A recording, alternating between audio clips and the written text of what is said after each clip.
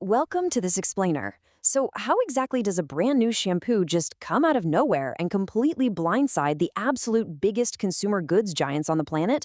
Well, today we're unpacking a genuinely fascinating business case study. We're looking at Patanjali Kesh Kanti and how they pulled off what's basically one of the greatest retail ambushes of the century. It really is the ultimate David versus Goliath story. I mean, picture this. On one side, you've got these global multinational corporations. We're talking astronomical R&D budgets, state-of-the-art clinical labs, and decades of entrenched market dominance. And on the other side, a homegrown brand relying on ancient herbs. It sounds a bit absurd, right? But here's the kicker. Instead of trying to outspend those giants on clinical innovation, potentially just bypass these massive budgets entirely. They essentially chose a completely different battlefield.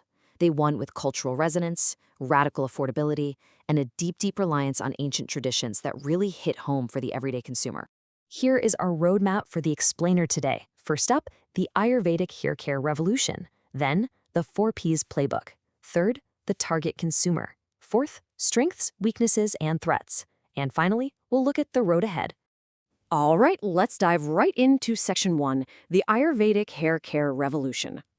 Now, Patanjali didn't just launch one generic herbal shampoo and call it a day. They actually engineered a highly specific solution for almost every common hair concern you can think of. Hair fall, dandruff, dryness, damage, you name it, they formulated a variant for it. From milk protein to intense repair, they completely mirrored the diverse product lines you'd normally only see from global brands. But they did it with one massive differentiator. They relied heavily on natural herbs instead of anchoring their positioning around synthetic chemicals. And they took this made-in-India positioning and turned it into a core philosophy. By packing their formulas with ingredients like aloe vera, amla, and neem, they totally bypassed the need to explain what the product even does.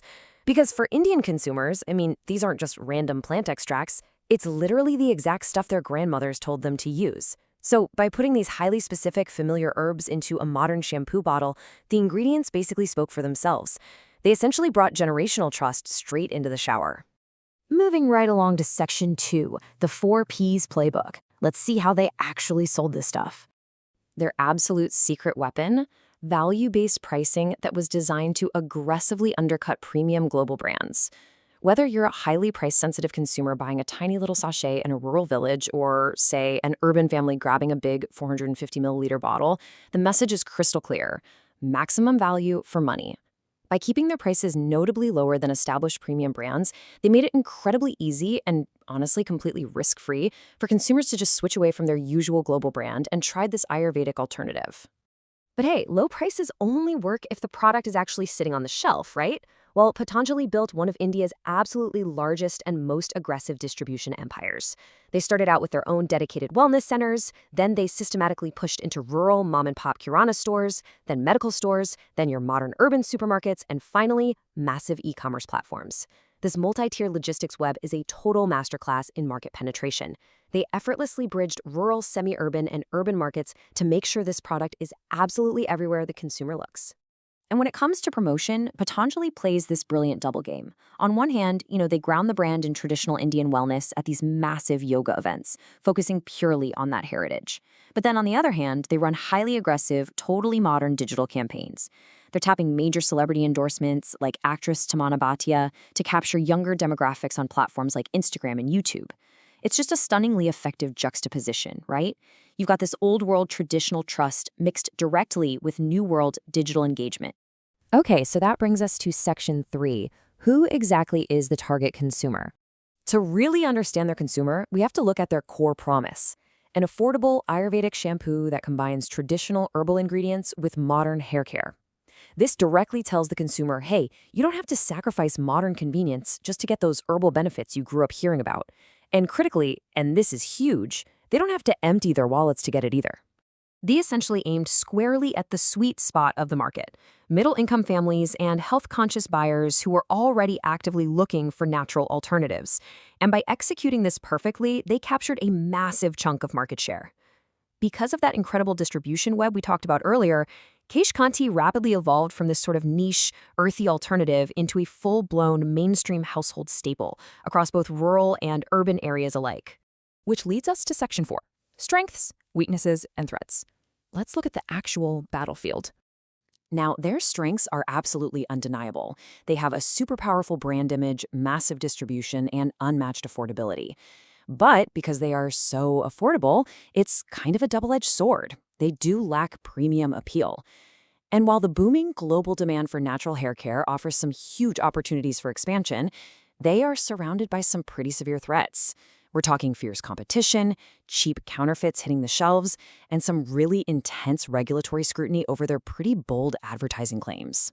Seriously, just walk down a supermarket aisle today, and you are literally looking at a clash of titans. In one corner, you've got Patanjali, armed with traditional herbs and budget pricing. And in the opposite corner, the heavyweights, Dove, Pantene, Head & Shoulders, and they are backed by massive clinical R&D and gigantic global marketing budgets. It is quite literally the ultimate retail battle of ancient heritage versus modern laboratory science. Finally, Section 5, the road ahead. What's next for the brand? To survive this next decade, Patanjali definitely has some serious hurdles to clear. Obviously, they have to defend their market share against heavy multinational investments. But their biggest challenge? It's this genuinely fascinating modern paradox. Today's consumers want the purity of ancient herbs for sure, but they are also increasingly demanding the hardcore proof of modern scientific clinical validation. Add to that the absolute operational nightmare of constantly fighting off cheap counterfeits, and well, the road ahead starts to look incredibly steep. So, Patanjali Kesh Kanti proved beyond a doubt that affordability and ancient tradition could successfully ambush global corporate giants. But as modern consumers increasingly demand the purity of nature, combined with the hardcore proof of clinical science, is the crown of ancient Ayurvedic heritage actually enough to sustain a prolonged victory? It's a pretty fascinating question to ponder. Thanks so much for joining this explainer. Keep an eye out for these invisible strategies playing out on the shelves the next time you take a trip to the store.